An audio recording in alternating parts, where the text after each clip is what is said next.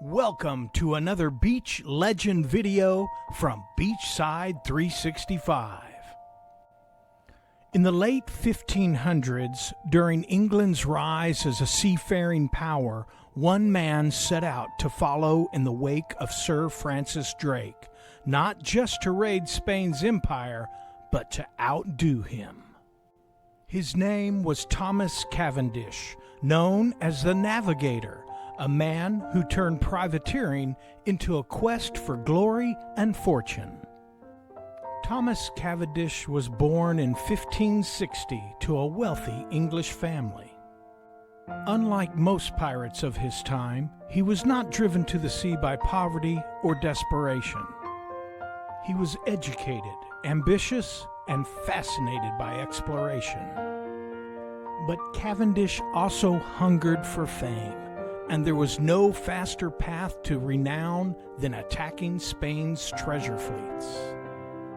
At just 27, he used his own wealth to outfit a fleet of 3 ships, the Desire, the Content, and the Hugh Gallant. In 1586, Cavendish set sail from Plymouth, England, with a crew of just over 100 men. His mission? To follow in Drake's footsteps, harass Spanish colonies, and capture their riches. After crossing the Atlantic and rounding the treacherous Strait of Magellan, Cavendish and his men entered the Pacific, a sea the Spanish believed was theirs alone. For months, he raided coastal settlements and ships along South America's western shores.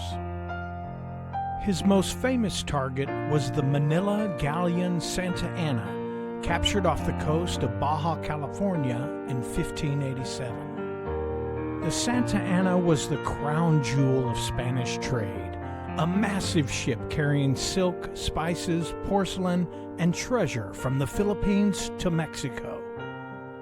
Cavendish and his men stormed it after a fierce battle, seizing more than 120,000 pesos of gold and silver, along with exotic goods never before seen in England.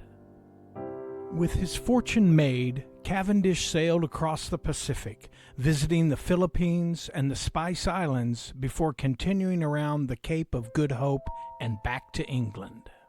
When he returned home in 1588, he became the 3rd man in history to circumnavigate the globe after Magellan and Francis Drake.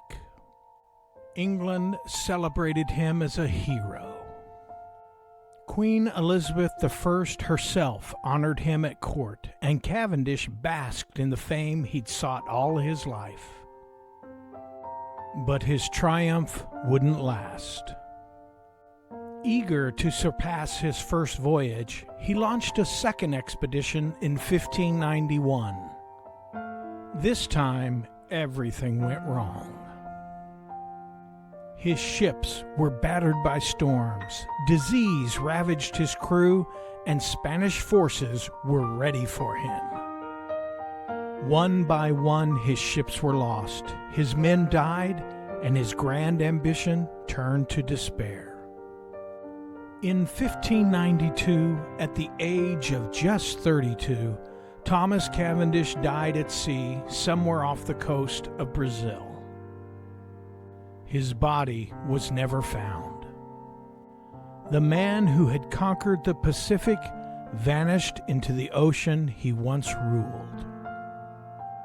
Thomas Cavendish's story is one of brilliance and tragedy. A nobleman who became a pirate who became a national hero, and a hero undone by his own ambition. His voyage proved that the Pacific, once a Spanish lake, could be crossed and conquered by English daring. If you enjoyed the story of Thomas Cavendish, the gentleman pirate who conquered the Pacific, be sure to like this video, subscribe to Beachside 365, and ring the notification bell for more legends, myths, and untold stories of the sea.